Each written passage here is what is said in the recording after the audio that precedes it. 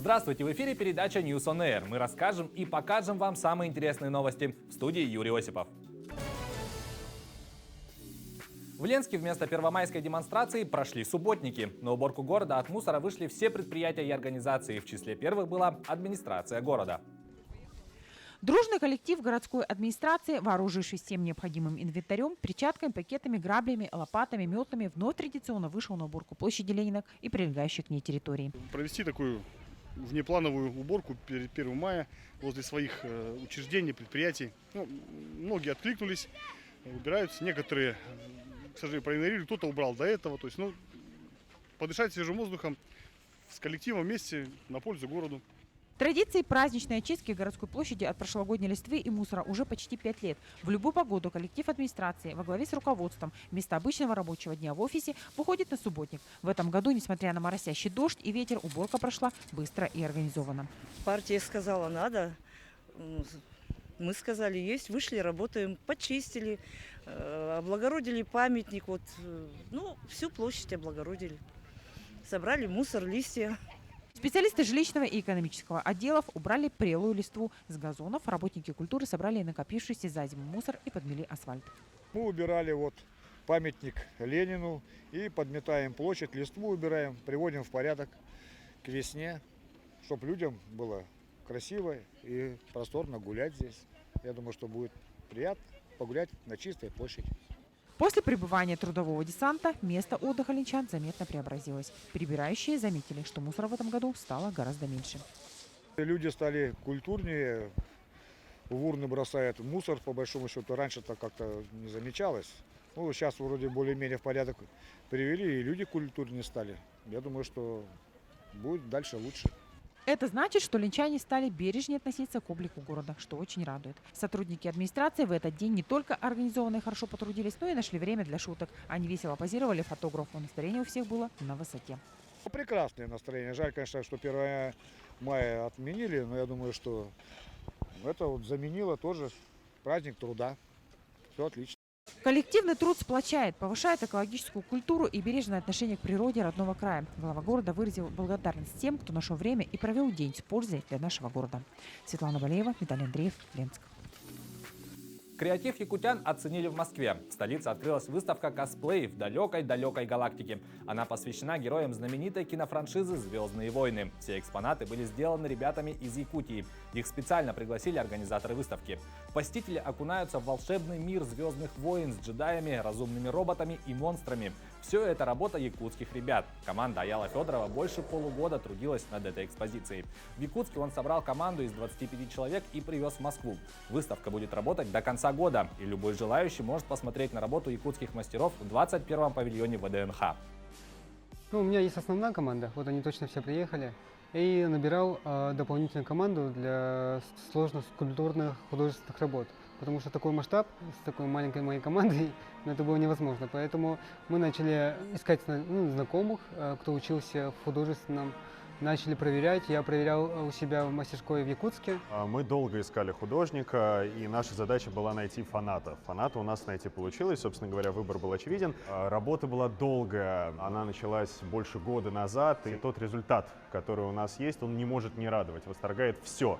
Начиная от элементов брони, заканчивая крупномасштабными экспозициями и большими экспонатами. Якутский фильм «Наша зима» режиссера Степана Бурнашова показали на 45-м Московском международном кинофестивале. Лента была отобрана в полнометражную программу «Новое кино России». Фильм представил оператор Данила Горюнков. Чем обернулась для него «Наша зима», смотрите в сюжете Айсены Бурнашовой.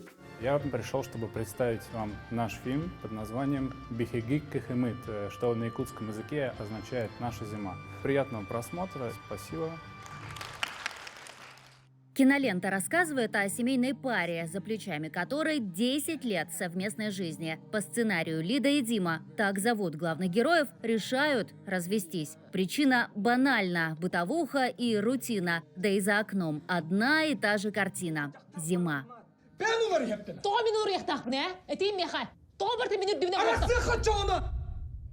Фильм снимали в самые холодные месяцы с января по апрель. Трескучие минус 56. Большинство съемок проходили в Якутске. Команда также выезжала в Амгу, но в фильме она появится только в одном эпизоде на 15 секунд.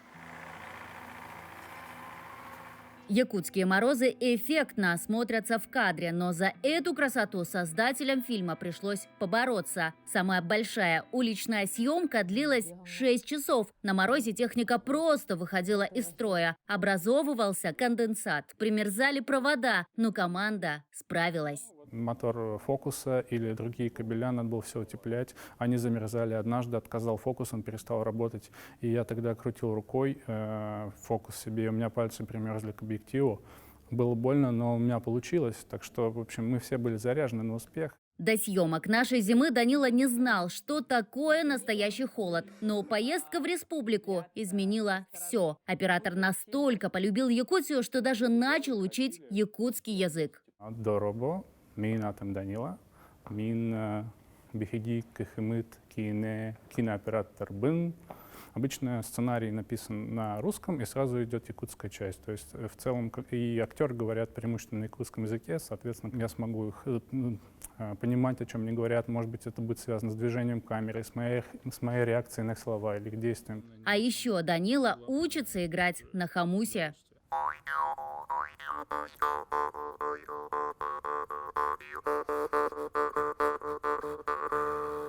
Мне кажется, вы уже играете как якут. Наверное, я играю как москвич, вот, но пока что мне нравится это. Наша зима вышла на большие экраны в ноябре 2022 года. И хоть чувства главных героев остыли, но сердца зрителей лента согревает до сих пор. Для Данилы этот фильм положил начало большой дружбы с якутскими кинематографистами. Вместе со Степаном Бурнашовым он также снял фильм «Айта». За время работы в Якутии я, получается, снял 2 фильма, познакомился с массой кинематографистов. И вообще очень мне Якутия нравится. Лахан Махтал, рад стараться. Бухомус, Олу скорее бит. Айсана Бурнашова, Виктор Олесов, Москва. Новый подвид редчайшей арктической бабочки обнаружили в Якутии. Сибирские ученые обнаружили в Момском районе популяцию редчайших арктических бабочек аполлонов. При детальном изучении внешнего вида и ДНК стало ясно, что это новый подвид. Что означает для всего научного мира эта находка и какие еще тайны хранит Арктика в материале Ирины Григорьевой. Госинспектор Иннокентий Федоров бережно показывает свою коллекцию. За стеклом редкие бабочки разных форм и расцветок.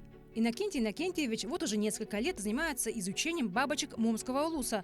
3 года назад инспектор сделал научное открытие. Выявил 2 новых подвида бабочек – парусник Арбугаева и подвид парусника Феба. Находку момского госинспектора изучили сибирские ученые. Провели детальный морфологический ДНК-анализ и подтвердили – это новый подвид аполлонов арктических. Они больше в размерах, а размах крыльев достигает от 43 до 46 миллиметров. Я знаю, что вашим именем еще названа еще одна бабочка, да? Вот скажите тоже про нее. Вот это Феб, вот это вид сверху, и вот это вид тоже сверху. Это самка, а это самец. И я в прошлом году я нашел вот несколько штук, 5 штук. Точно, очень похожих на этих, но совсем другой расцветки Феба. Это самый редкий вид заполярных бабочек из семейства парусников. Он занесен в Красную книгу России и еще 6 стран. Как они появились в Момском районе – загадка. Коллекционирование редких бабочек – это лишь малая часть увлечения госинспектора Иннокентия Федорова. Новые подвиды птиц, животные и даже растения – ничто не ускользает от зоркого взгляда опытного госинспектора.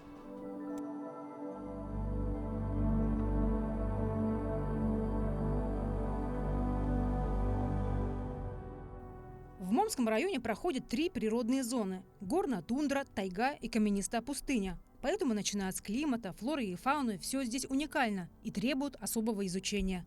Даже погода здесь непостоянна.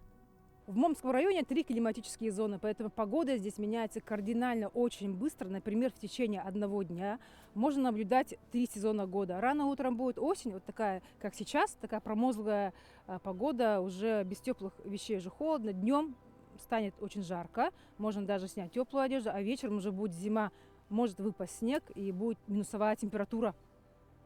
Природа и животный мир Арктики уникальны. Здесь обитают более 20 тысяч видов растений, животных, грибов и микроорганизмов. А некоторые животные и растения встречаются только в Арктике. Например, птица – обыкновенный поползень. Небольшую подвижную птицу длиной 12-14 сантиметров с яркой окраской, а именно его гнездо пытается найти в это время года госинспектор. Сухое дерево, там дупло, и она в дупле гнездится.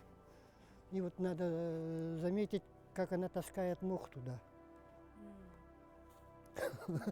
А если я этого не увидел, то, считай, весь труд пропал даром. А это всегда непросто, ведь места здесь почти непроходимые.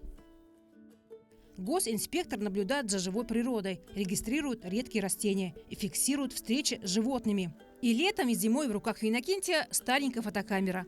Успеть поймать кадр и запечатлеть момент – главная задача для опытного инспектора.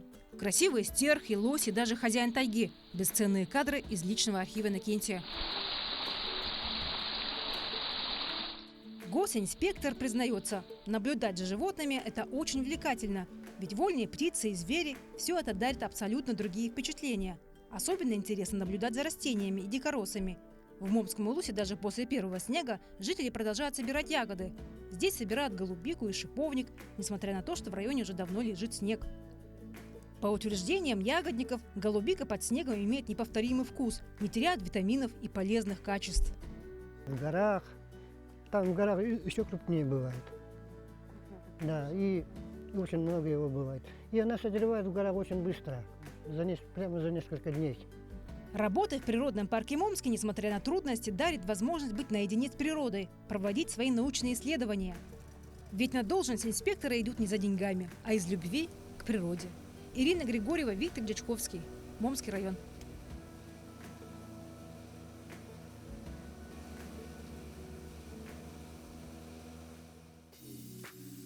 На этом у нас все новости. Я с вами прощаюсь. Берегите себя и до встречи в эфире.